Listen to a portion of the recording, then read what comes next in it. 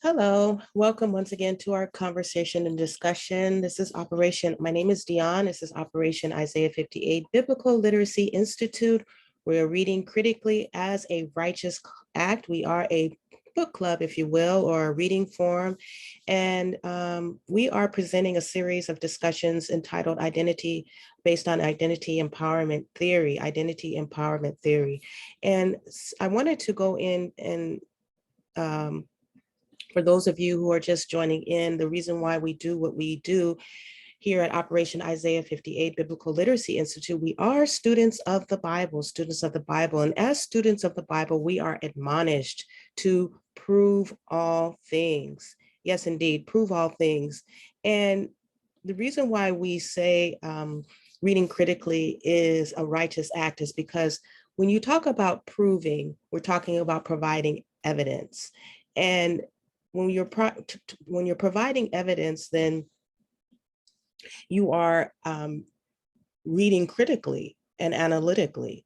And in this scripture, it says Romans 12:2, and be not conformed to this world, but be ye transformed by the renewing of your mind, that ye may prove what is that good and acceptable and perfect will of God. And if you look up that word prove in the dictionary, it simply means to demonstrate the truth or existence of something by evidence or argument. And some of the synonyms for prove would be to show beyond doubt, to show to be true, and to show by evidence. And so when we're admonished to prove what is that good, to prove what is the will of God, the perfect will of God, that means we are admonished to provide evidence. Another scripture that is the motivation and impetus for what we do here at Operation Isaiah 58 Biblical Literacy Institute comes from the scripture in 2 Timothy 2:15, where it states, quote, study to show thyself approved unto God, a workman that need not be ashamed, rightly dividing the word of truth, right? You can't have truth. You can't have justice without truth.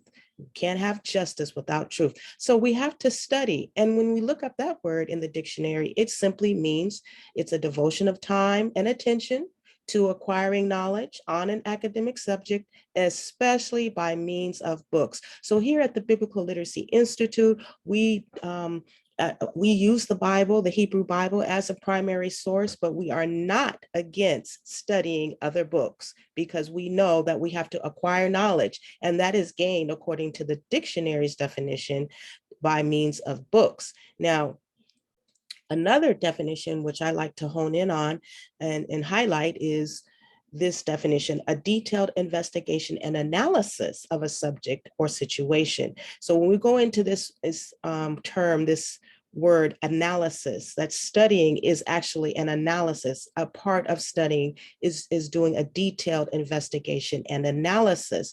And we know that we're going into analysis. Yes, we are entering into the scientific realm. Some might say, does the Bible promote the scientific method? Well, yes, your conclusion is correct. The scientific method is indeed promoted by the Bible, because we know that analysis means to do an investigation. Research, that's science. Examination is science. Analysis is science. Surveying, these are all scientific terms. And so when the Bible is admonishing us to study, it is admonishing us to be scientists, if you will. Historical scientists, social scientists. And the last scripture that I like to draw our readers' attention to comes from the 1 Peter 3:15, where it states, quote, but sanctify the Lord God in your hearts and be ready always to give an answer to every man that asks you a reason of the hope that is in you with meekness and fear. And so we want to be ready always to give an answer. And we know that in order to be ready to give an answer to every man that asks, we have to study, because we have to have a command of the biblical language. We have to know in order to give that answer, we have to have knowledge, and in order to gain that knowledge, we must study. So that's why we are reading critically, and it is indeed a righteous act. Now, in terms of identity empowerment, some of us may not be familiar with identity empowerment theory, and so I wanted to provide some context to this idea of identity empowerment theory. It suggests that the heightening of individuals' awareness of patterns of interaction in their families, belief systems, social class, culture, and society, and history.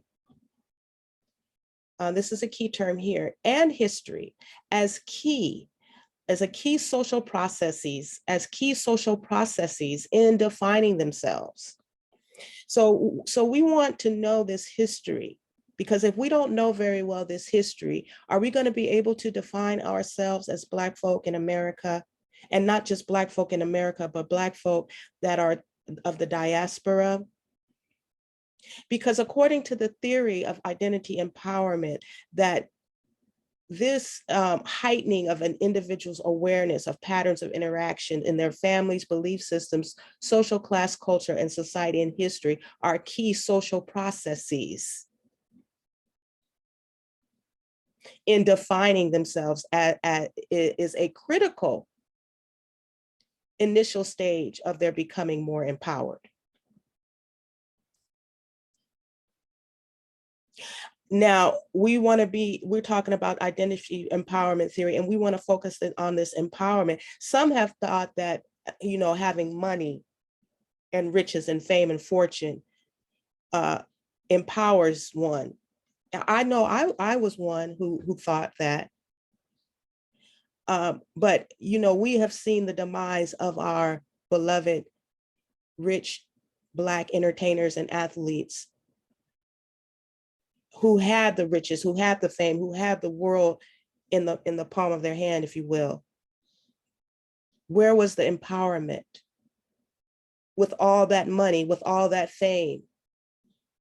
So we want to come to this history. We want to get into this history.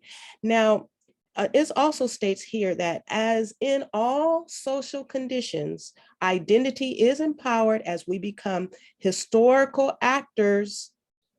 There's that word again, historical actors in our own right. So what is she saying? What are they saying here?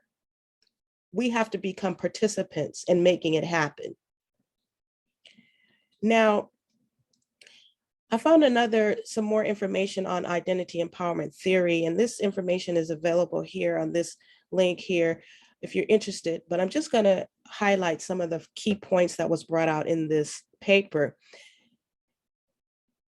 It stated that social identity theory emerged in the 1960s and early 1970s during a period of time that has been referred to as the crisis in social psychology.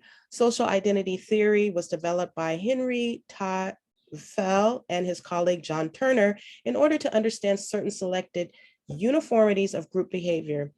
Fell believed that in order to accomplish this task, one must understand the way groups are constructed within a particular social system, the psychological effects of the construction, and how the constructions and their effects depend on and relate to the form of social reality at the time.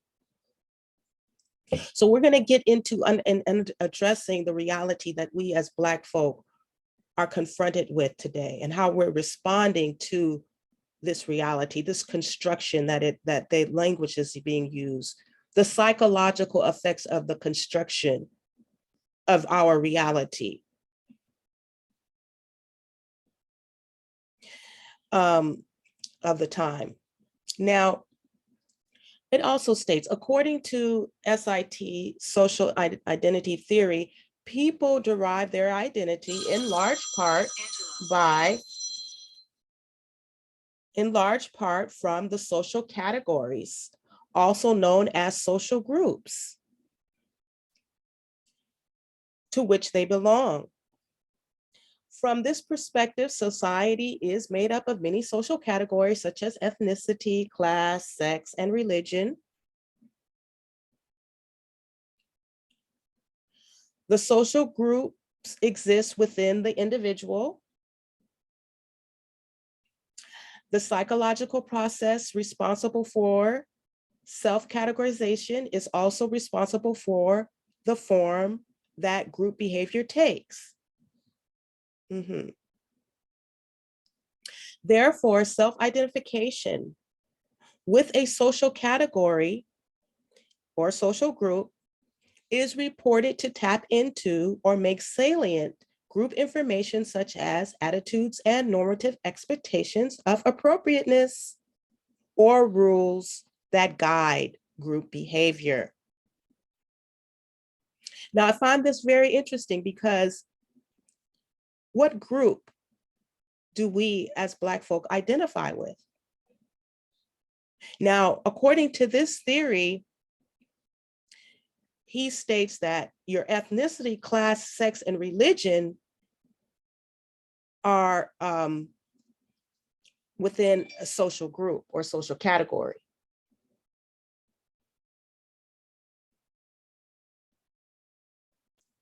From what I'm understanding, ethnicity is not a social group. Class is not a social group. Your class, whether you're middle class, upper class, your sex identification as a female or male is not a group, your religion. It says that the social group exists within the individual.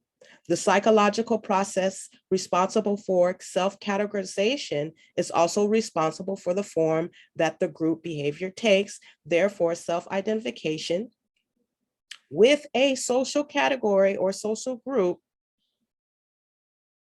also known as social groups,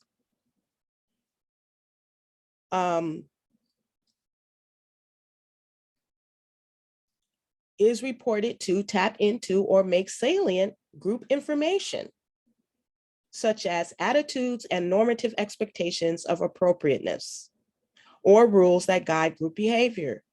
It is through the process of self-categorization and psychological group that the psychological group formation occurs. One's self-conception is largely composed of self-descriptions in terms of the defining characteristics of the social groups to which one belongs.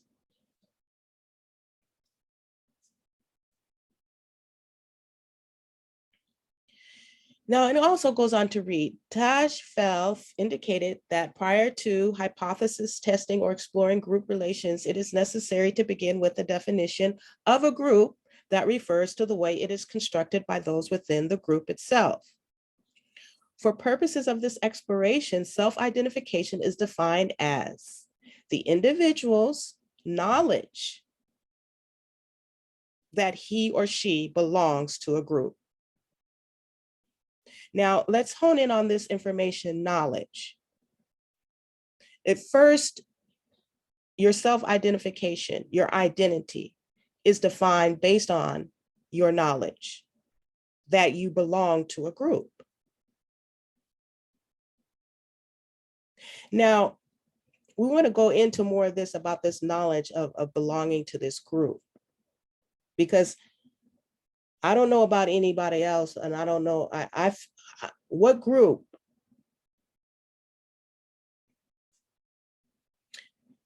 So we're going to go and explore this more as we have this discussion about this knowledge that of a group that you belong to. It's very interesting. Together with the emotional and evaluative importance to him or her of that group membership.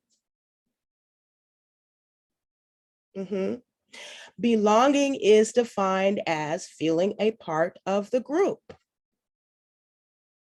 And social behavior is defined as a shared representation of how one may behave as a group member.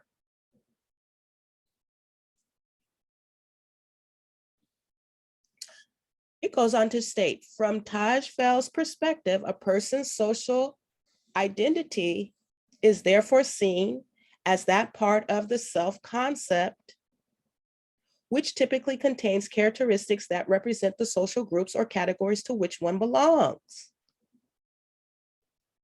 The identity is derived from their knowledge, here it is, their knowledge of their membership.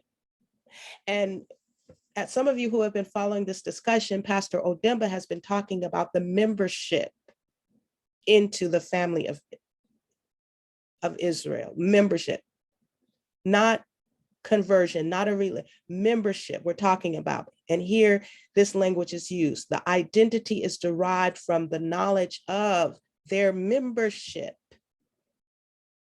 within a social group, together with the value and emotional significance attached to that membership. And my question is, what happens if you don't have this knowledge? What happens? Who are you? Who are we if we don't have this knowledge of this membership?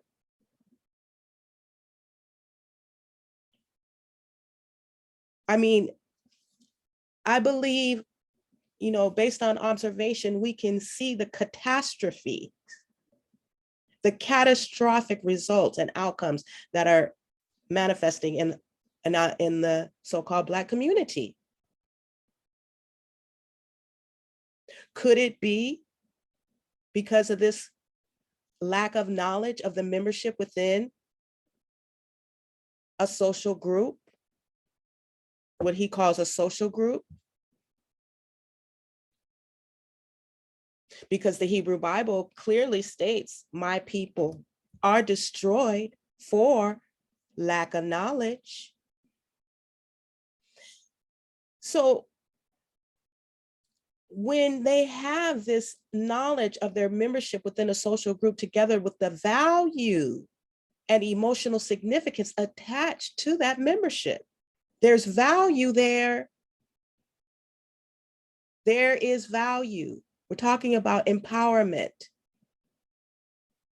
And this value doesn't have to do with, a lot of times we think dollar signs.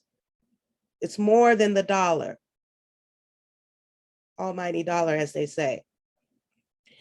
An individual's membership within social groups not only contributes to their self-definition, it also contributes positively or negatively to the image he or she has of him or herself. So this is a series titled Identity Empowerment, Conversations on Identity Empowerment, on the theory and exploring this theory. And in doing so, we are reading this book called The Great Secrets of Israel, Discoveries Among the Bantus of Africa, and the Sacred Meaning of the Song of Solomon, translated according to the African Palaver, written by the beloved Pastor Thomas Vanda Odimba. Now, Pastor Odimba, in The Great Secrets of Israel, he made this statement. He states that, and he is an intellectual from the Congo, from the continent, the Democratic Republic of Congo. He's an intellectual from the continent, and he speaks French, and he has written this book for us in English. And he's bringing a wealth of information and knowledge to the table for us to learn from and to study and to examine. Now, he states that we have to look for what was stolen from us. That's what he said, Pastor Odimba. And I want to kind of slow this conversation down, because I think, sometimes we have to pause and think and meditate on some things. Because Pastor Odimba said that something was stolen. And there's just no pretty way, there's no nice way to put it.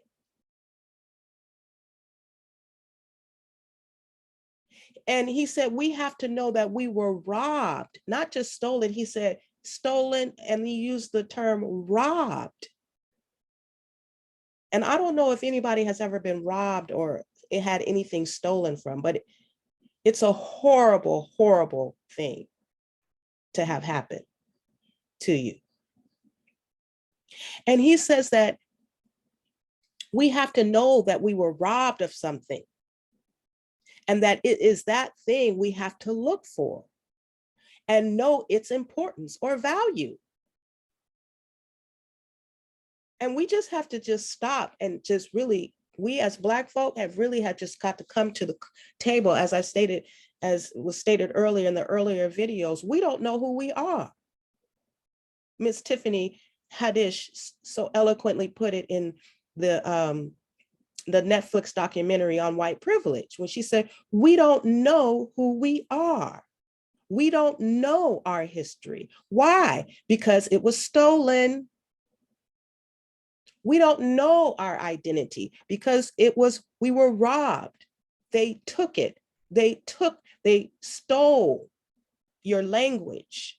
You weren't allowed to speak. We are victims of linguistic genocide. I have to make a slide on that, on linguistic genocide.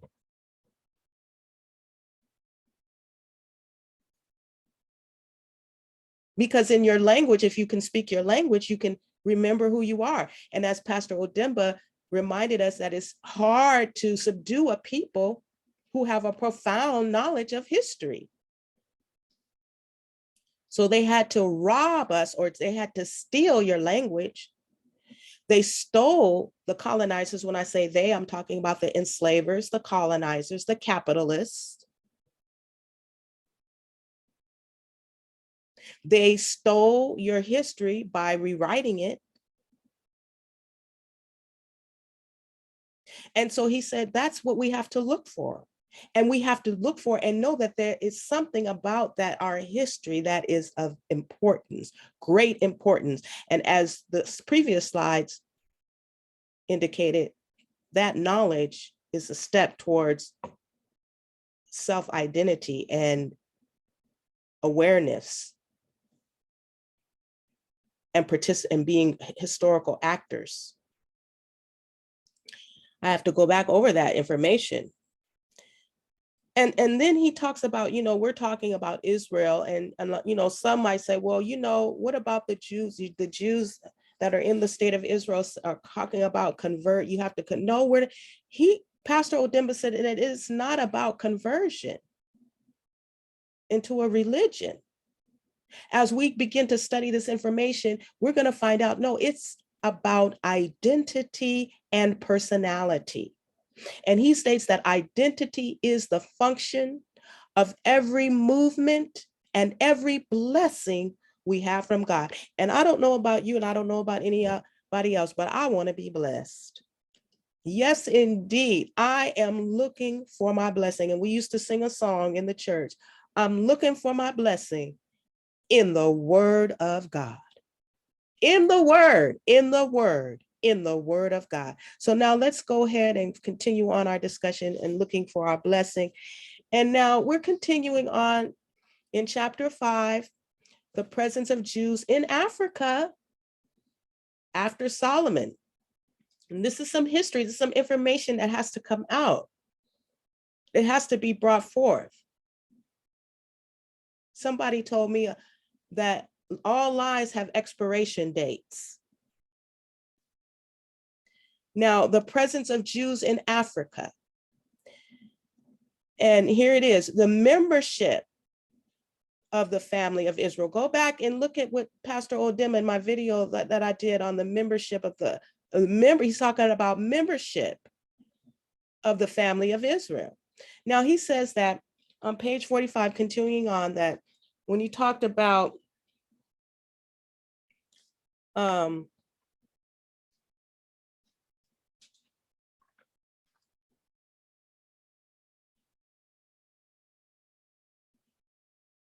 he says that using the biblical Bible principle. Now, as I said before, I won't be posting all the slides of everything that is written in the book, but those information that I wish to highlight, I will be posting.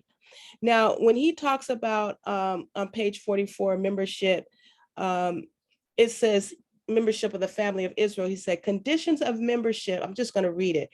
Conditions of membership of the family of Israel can neither be defined in terms of race, nor by virtue of physical appearance, nor by conversion into Judaism as a religion that came into existence 4 centuries after the formation of the family in question. And I went into detail about what religion is, and the previous video. You should go check it out. It's very some good information, and I want to share my notes. Now, he said, according to the Bible, this membership is defined first and foremost in terms of the lineage of descendants from Jacob through the 12 tribes. So like we're saying here, it's not about, like he was saying here, it's not about conversion. It's about identity. Because according to the Bible, this membership is defined first and foremost in terms of the lineage of descendants from Jacob through the 12 tribes.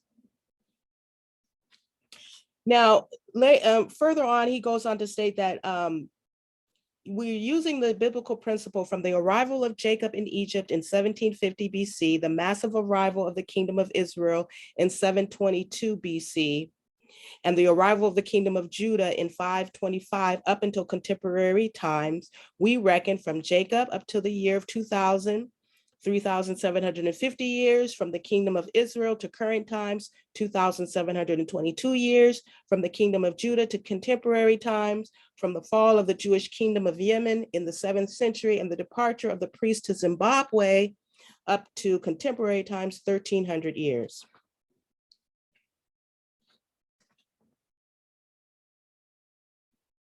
He says, is this period, which is more than 3,000 years, not enough to form a homogeneous race with the Africans? It is obvious, he states, that all these descendants of Jewish African origin continue to practice the religion of the only God and still call upon the Jewish God as was done in the past, Yahweh or Yehovah. If it is currently accepted, and this is what I like when he says this, if it is currently accepted that the child that Queen Sheba bore for King Solomon, who lived in a different kingdom from that of Israel, was able to maintain his Jewish identity and evolved a race of Black Jews, why would we not admit the sons of Joseph, of Moses, and all the others who lived in Egypt 700 years before Solomon could give rise to Black Jews?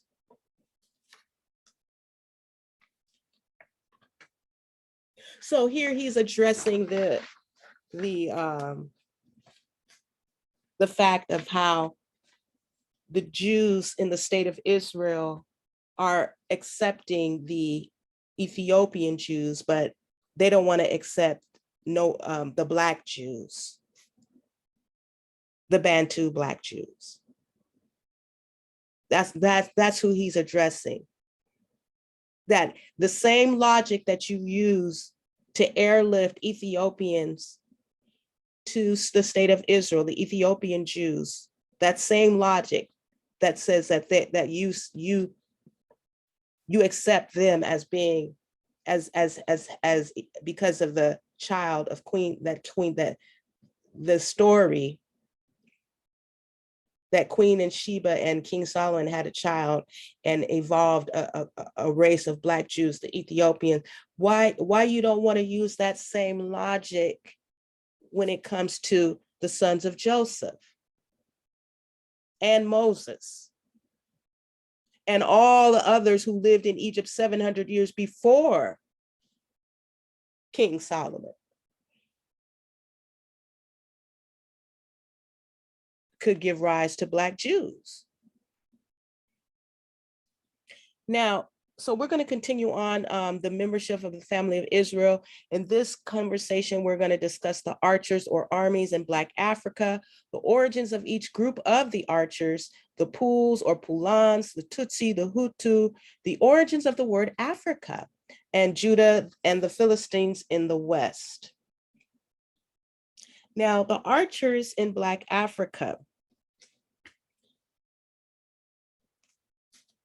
Now, according to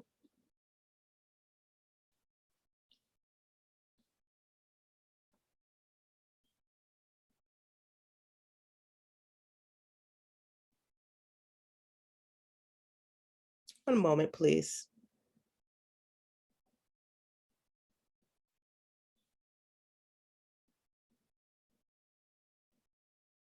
Okay. Now, according to the vision of Jacob, the people will construct the people that will construct the house of Joseph shall be pursued by archers. In Genesis chapter 49, 22 through 26, as quoted earlier. Black Africa is not only populated by Egyptian Jews and families. Each of the two kingdoms of Israel came onto this continent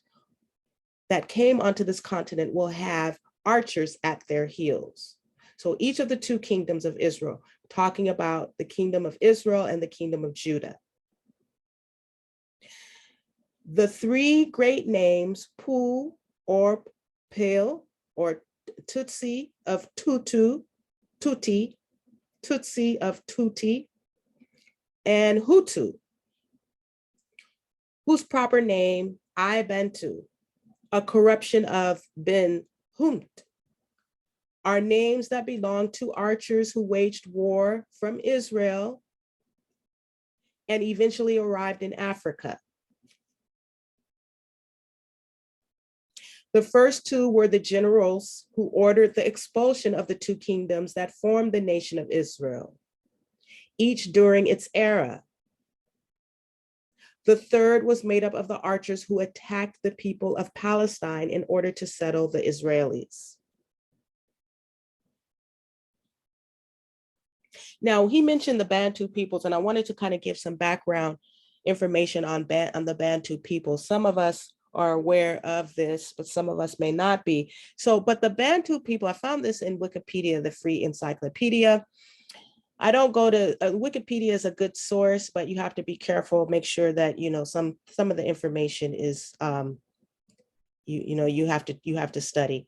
Now, the Bantu people or Bantu are several hundred ethnic groups who speak Bantu languages spread over a vast area from Central Africa to Southeast Africa and Southern Africa.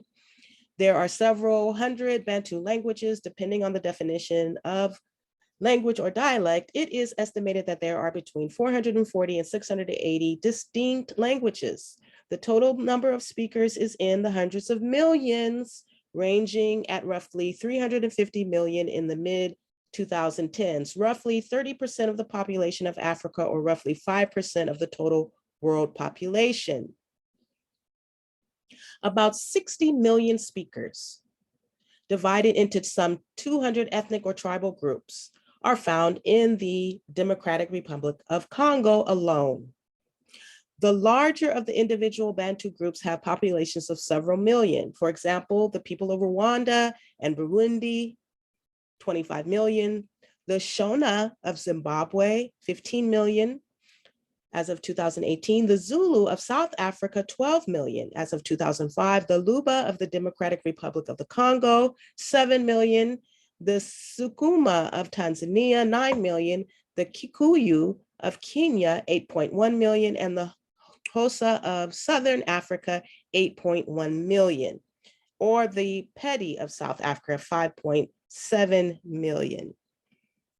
Now, I wanted to draw your attention to the difference between the Bantu race and the other Black race, the other Black race that resides in Africa, which has caused, as Pastor Odimba has pointed out to us, has caused a lot of confusion. There are two Black races in Africa, according to the information that we've been given. And the one Black race is the Semitic Black race, and the other is the Hamitic or the Hamitic Black race. Now, according to the information and the research that we're getting, the Bantu are the Black Semitic race of Africa, one of the Black races of Africa, which is the Semitic race. And if you look at the Somali people, there are two Somali people. They're the Somali Bantu and then the Somali. Now, if you look at the Somali Bantu, you can see the characteristics of the Somali Bantu. Very clear. You can see this is a family. This is our family. You look at the features, the nose, in particular the nose and the lips and the hair texture are straight giveaways. Okay, the hair, you see the features. This is the Semitic blend or the Somali Bantu or the Semitic Black race in Africa. And then you have the Somalis. This is the other Black race in Africa, but they are not Semitic. And you can clearly see the different features and the hair texture. This is a Somali actor, a very famous Somali actor, Barkhad Abdi. You see his hair, look at the nose, you see the features. These are Somalis. They're not Somali Bantu. Now, Somali Bantus are also known as Jarir Gosha or Jarir Weni locally, are a Bantu origin ethnic minority group in Somalia who primarily reside in the southern part of the country, primarily near the Haba and the Shabelle rivers. The Somali Bantus are descendants of enslaved peoples from various Bantu ethnic groups from Southeast Africa, particularly from Mozambique, Malawi, and Tanzania. Okay, so they are descendants of the enslaved. Somali Bantus are not ancestrally related to the indigenous ethnic Somalis of Cushitic background. They are not related and have a culture that is distinct from ethnic Somalis. The Somali Bantu have remained marginalized ever since the establishment of Somalia. And that word marginalized means discriminated against, persecuted against, and all that. Some Somali Bantu people have been displaced into Kenya, and a small number have returned to Tanzania. And overseas, this diaspora community of Somali Bantus can be found primarily in the United States.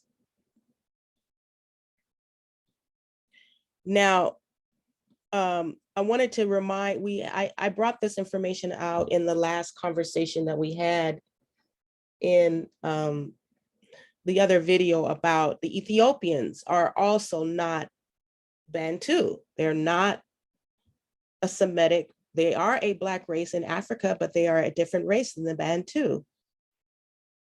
And remember this article that I brought out in my other video about this person, Razib, wrote about the Ethiopians and how he says that a lot of studies are older talking about information on the genetics of Ethiopians. And he says Ethiopia is interesting because unlike almost all other sub-Saharan African nations, it has a long written history. You know, and when he says sub-Saharan, he's talking about Bantu, the Bantu. So unlike almost all other Bantu nations, it has a long written history. Culturally and linguistically, it has both sub-Saharan African and non-sub-Saharan African affinities. That's because you have Bantu Ethiopians there as well. Just like you have Bantu Somali, or Somali Bantu. The languages of highland Ethiopia are clearly Semitic. Those of lowland Ethiopia are Cushitic. Somali is a Cushitic language. Okay, so here, you know, another evidence pointing to the different Black races, the two different Black races, the Cushites, which are a Hamitic race, and then the Semitic race, the Black Semitic race. Now, Somali Bantus, collectively, these Bantu groups are known as Mushunguli, which is a term taken from Mzigula, the Zigua tribe's word for people. The word holds multiple implied meanings, including worker, foreigner, and slave.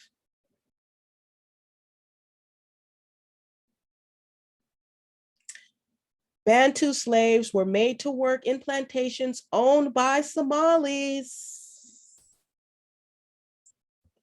along the Shabelle and Hubba rivers, harvesting lucrative cash crops such as grain and cotton. Now, I'm just going to let this information sink in and speak for itself. We don't need to speak any further on that. So, just some background information on the Bantu or the Hutu. Now, the pool, the origin of each of the groups of the archers, the pools or pulan, these were nomadic Hamite shepherds, generally called Nilo-Hamitic or Nilo-Hamitic or Neolithic people who lived in the Middle East before the arrival of Moses. So they lived in the Middle East before the arrival of Moses. A good number of them served in the army of Pul, the king of Assyria, to expel and pursue the kingdom of Israel and its 10 tribes up to Egypt. And that's in 2 Kings 15 and 19. Then Pul, king of Assyria, invaded the land, and Menahem gave Pul 1,000 talents of silver in order to gain his support and strengthen his grip on the kingdom. And here are some images of your Neolithic folk. You see how tall they are, very, very tall. Look how tall this lady is.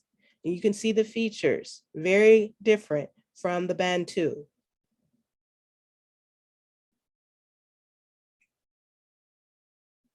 We are Neolithic t-shirts, 0 on South Sudan's Fragile Beauty. Very tall. Now, it goes on to read. All those who remained in the garrison in Egypt and all the people who had their physical features were branded as Pul. So all who had these physical features were branded as Pul. There was an important presence of this people in Egypt under the reign of Necho after the first devastation of Jerusalem. According to the Greeks and the people of Gaul, the Pul belonged to a Greek family. The Pul were the Pelagis, a population of pre-Hellenistic people that lived in the Mediterranean region of Greece. According to Figeac, 1902, the French captain. However, in the opinion of Dr. Lelivre in 1882, the Puls were Gallic people from Galatia, who were in the garrison in Egypt between 280 and 260 BC and who probably escaped into the desert, end quote. So it is said that these people belong to the Greek family. Now, these statements corroborate the thesis of Sheikh Anta Diop, who established a link between the people of Herodotus and the Pul. Under the Mamluk domination, the Puls formed the northern wall from northern Senegal up to the Red Sea, thereby preventing the Jewish community from approaching the borders of the Roman Empire. Okay, the next section is the Tutsi, and it reads, the word Tutsi comes from the archers of Tutsi during the pursuit of the Jewish community after their expulsion from the Holy Land from Jerusalem towards Ethiopia and passing through Arabia through where there were important Jewish communities in Medina, Mecca, and the post of Judah, currently called Jeddah. Some of them remained in garrison in Ethiopia and Somalia. Small communities that were in search of fertile land and food lived peacefully with the Semites at the center and south of the continent. Some historians think that the word originates from ancient Egypt. This is because farther in ancient Egypt, the name Tutsi was given to all the descendants of Ham who came from the east to enter into Egypt with their cattle under the leadership of Tuti Hotep, a merchant based in Magado, who saw the entering of the cattle from Palestine, India, and Tibet moving towards Egypt for the benefit of Pharaoh, the king of Egypt. The cattle herds were generally Canaanites, Philistines, Jebusites, and other descendants of Ham.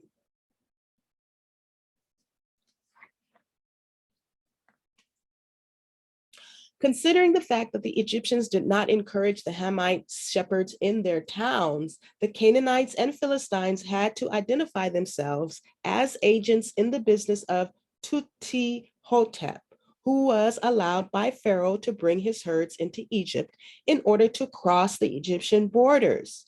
This was how the Egyptians started to refer to the Hamites who lived in Egypt with the name Tuti. And this is referenced in The Egypt and the Bible, written by Pierre Montet. If this was how the word Tutsi came about, the Pul, who were of the same race, should have also borne this name on their arrival in Egypt. The word must have lost its origin from Tuti Hotep due to the long period between the expulsion of the Hamites from Egypt by David, King David, and Solomon, and the reemergence of this race under the command of Pul, the king of Assyria.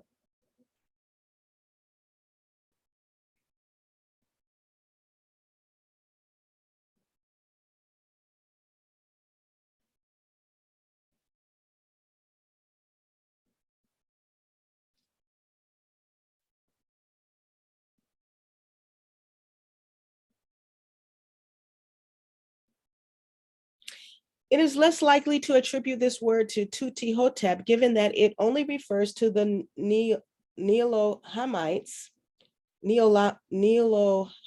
of East Africa, following the path of those who fled from Jerusalem at the time of Tutsi.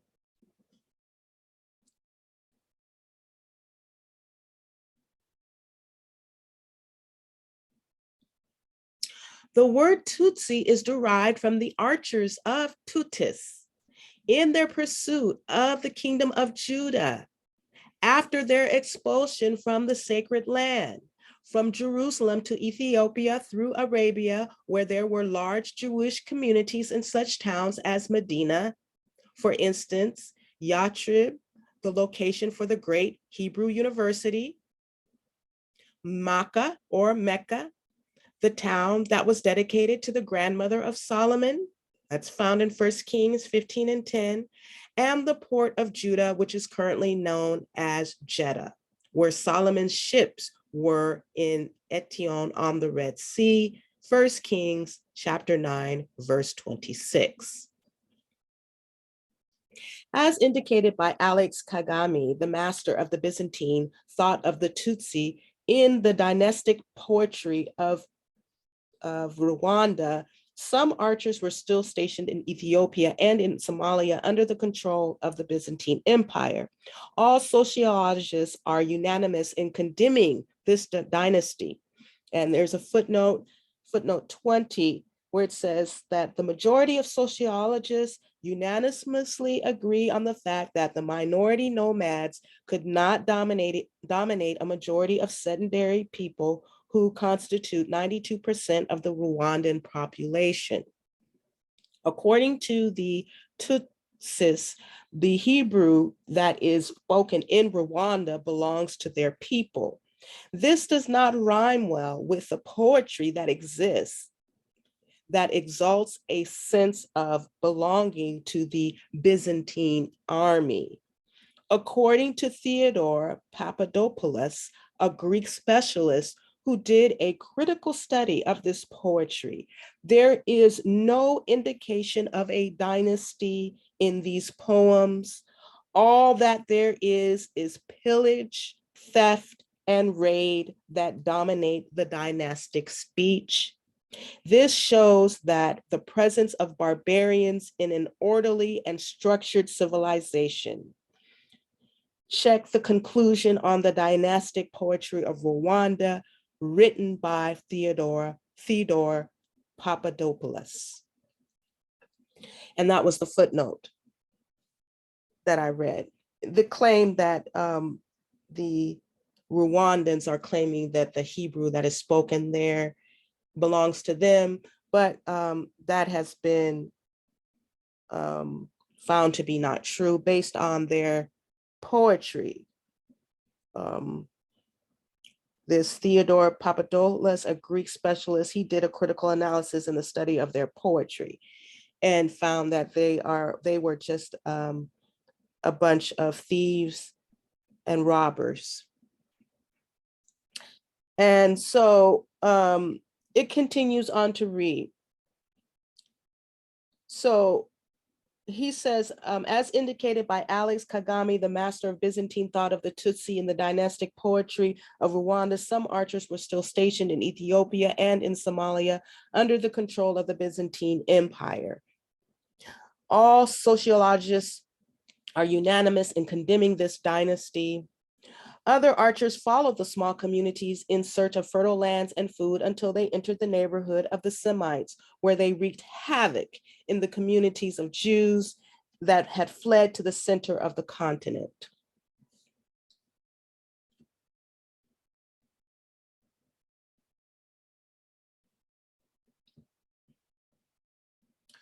Now, the next section is the Hutu. So the Hutu, whose plural is Bantu, is coined from Ben Oats. Ben Oats. This is derived from the word outs or uts, meaning Semitic people, son of Shem, who occupied Arabia and Ethiopia, as indicated in 1 Chronicles chapter 1 and 17. The Hebrews called the Hutu Kuta or Humtata in South Africa. Semitic, should be I here, Semitic people, and inhabitants of the mountainous region of Judah, Joshua chapter 15, verse 54. Some Hebrews who escaped persecution in Egypt joined this people in Ethiopia and in ancient Kenya. Joshua and Caleb were among those who belonged to Kenyans and Kenazians, the two Ethiopian provinces. The word belongs to the archers who directed the Israelis during the Exodus up to their entrance into Canaan under the leadership of Joshua.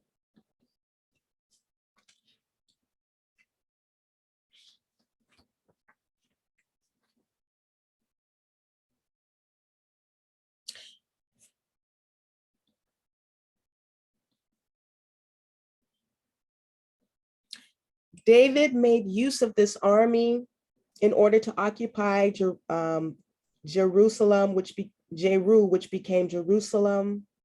King David entrusted the mountainous region of Judah to them so that they could mount surveillance over the kingdom, the Hutu. This was how come the word was more frequently used at the center and the south to refer to the Semites. Those of Rwanda exhibit a peculiarity because of the strong presence of the priests of Orthodox Judaism who constructed this country before the arrival of the Germans and the Arabs in Tanzania. Now, the origin of the word Africa. This is the next section on page 47. The word Africa originates from the Islamic philosophy of the conquest of the Arabian Peninsula and the Sahara, derived from the Sabaean word Afriquya, which means the very embodiment of the devil. The new Islamic religion used this term in order to draw the Sabaeans into the holy war so as to reinforce the resolve of their disciples to exterminate those who were impervious to his message, especially the Jewish colonies in Arabia and the Sahara. Up to this time, Islam considered all Jews, now pay close attention to this information, all Jews as Afriquya. That means those who have rejected the truth. Okay, we're talking about the origin of your word Africa.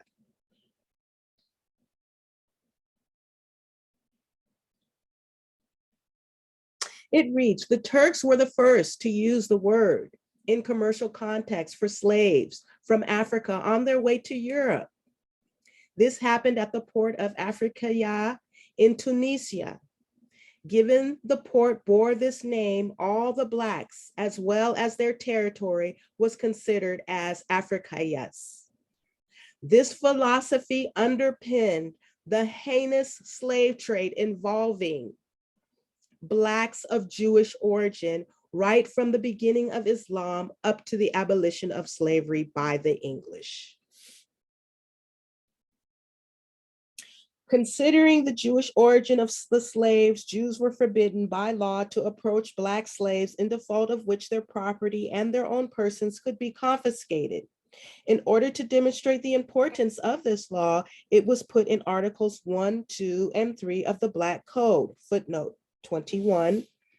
It reads, Article 1, we desire and we expect that the edict of 23 April 1615 of the late King, our most honored Lord and Father, who remains glorious in our memory, be executed in our islands.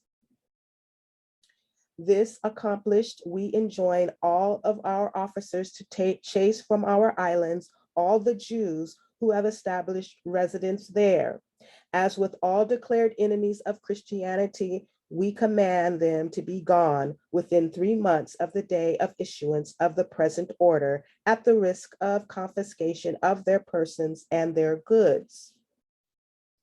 Article 2. All slaves that shall be in our islands shall be baptized and instructed in the Roman Catholic and Apostolic faith. We enjoin the inhabitants who shall purchase newly arrived Negroes to inform the governor and intendant of said islands of this fact within no more than 8 days, or risk being fined an arbitrary amount. They shall give the necessary orders to have them instructed and baptized within a suitable amount of time. Article 3, we forbid any religion other than the Roman Catholic and Apostolic faith from being practiced in public. We desire that offenders be punished as rebels, disobedient of our orders.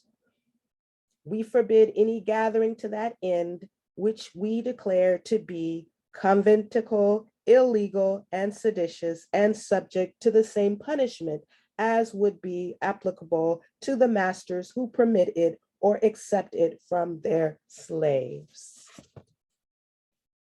And that was the footnote on the Black Code. The prohibition was imposed until some people changed their names and got baptized in the Roman Catholic Church.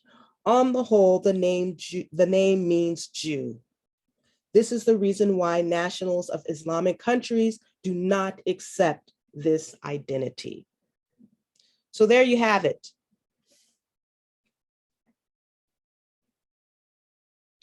Your African American name, the word Africa means Jew.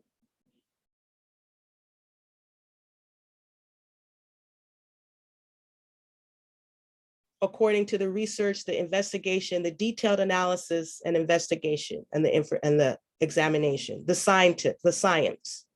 According to the science, your name Africa, the name Africa, if you're calling yourself an African American, the Africa part means Jew.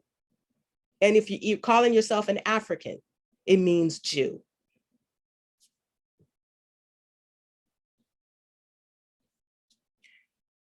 Now, we're going to go on to the next section entitled Judah and the Philistines in the West on page 48.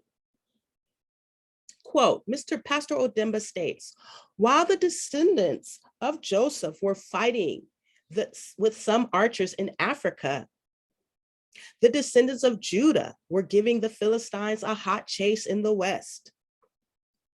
Now pay close attention to this, where Pastor Odimba states, the lack of attention to the remote origin of many ethnic groups, which manifested in the form of anti-Semitic and anti-Western philosophies, was the cause of ignorance in human society and the fall of many Western kingdoms. This is very important, and this is information that politicians, American Western politicians, might want to pay attention to. And those people who are voting for your politicians, that you know, if you study history, your fall is due to anti-Semitic policies and practices. Period. And people want to act like they don't know what's going on, why the social unrest, what's this all about, what's going on, you know, everything is just in an uproar. I mean, every day you never get, it's never an end to the destruction and the violence and the confusion and mayhem that's taking place in these Western societies. And all over the world. And you might want to look at, do you have anti-Semitic legislation and policies?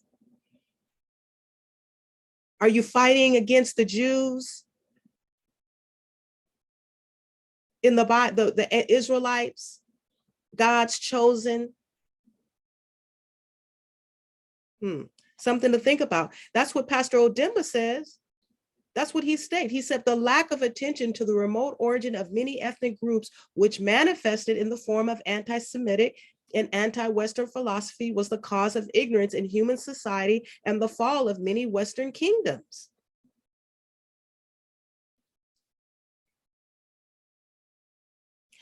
Prophet Isaiah, however, this terrible catastrophe, Prophet Isaiah, however, prophesied about this terrible catastrophe by saying that the Syrians in the east and the Philistines in the west, and they devoured Israel with an open mouth. Are we devouring Israel with an open mouth today?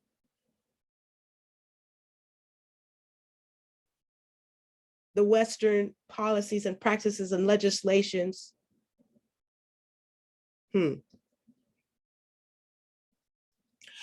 And then it goes on to read, why are we mentioning the Westerners? This is because the Westerners were initially under Egyptian rule. How about that for your history facts? I never read about that in school.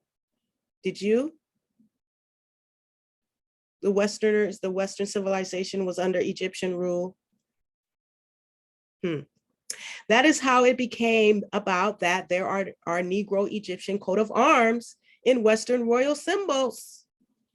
Examples are the lion and the leopard in English royal symbols. These are symbols of Israel and some Africans that are found in the West. So here you have the coat of arms of Israel, the lion, and here is the coat of arms of England. How did that happen?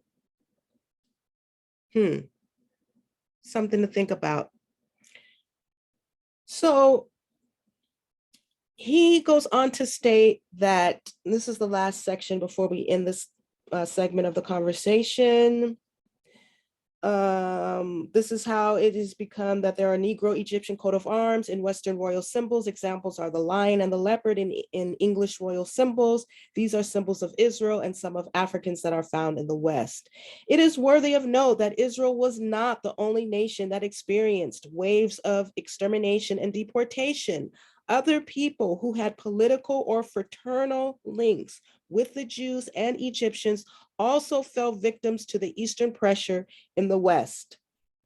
In Italy, Nero, the Philistine, exterminated the superior races that he considered as inferior ones. Napoleon, the descendant of Nero, overthrew the French monarchy and sent many lives to the gallows. Adolf Hitler, a member of the Catholic Church and a descendant of Nero, according to Nostradamus, also did as his predecessors and did not hesitate to declare that the extermination would be reenacted in a matter of 100 years. Jews, United States, English monarchy, and slaves having been the target during his initial attempt. Footnote 22. It reads, the army has betrayed me. My generals are good for nothing. All is finished. Probably a similar ideal will become manifest in a matter of a century and spread all over the world with the power of religion. Some strategies that we attribute to the policy are ideas that originate from the old conflicts of Palestine that have so much characterized life in that territory. This also explains the position of the right wing in Europe and some Arabs in relation to the Jews, to the Westerners, and to Africa. Okay, and so this is going to conclude our conversation on this part of chapter 5. Continue The Great Secrets of Israel by Pastor Thomas Odimba. The Presence of Judaism in Black Africa will be the next section where he goes in to discuss the priest, the faith, and the temple. The migration of the people and the priest of Judaism. He discusses, Pastor Odimba, migration of the people, migration of Jewish priests to South Africa. Very interesting discussion. Pastor Odimba will draw our attention to the history of this migration, genetic relationship between the priests of Zimbabwe and the Kohens of Europe. And also the discussion will end with a dispersal of priests and pilgrims from Zimbabwe, where he will get into the attacks from the Sabians, the Portuguese, and the German conquest in 1853. And I will end on this note with the scripture from King Solomon. How much better is it to get wisdom than gold, and to get understanding rather to be chosen than silver? Peace and blessings to all who love the truth, and ye shall know the truth, and the truth shall make you free. Thank you for your time. Happy studying. Love you.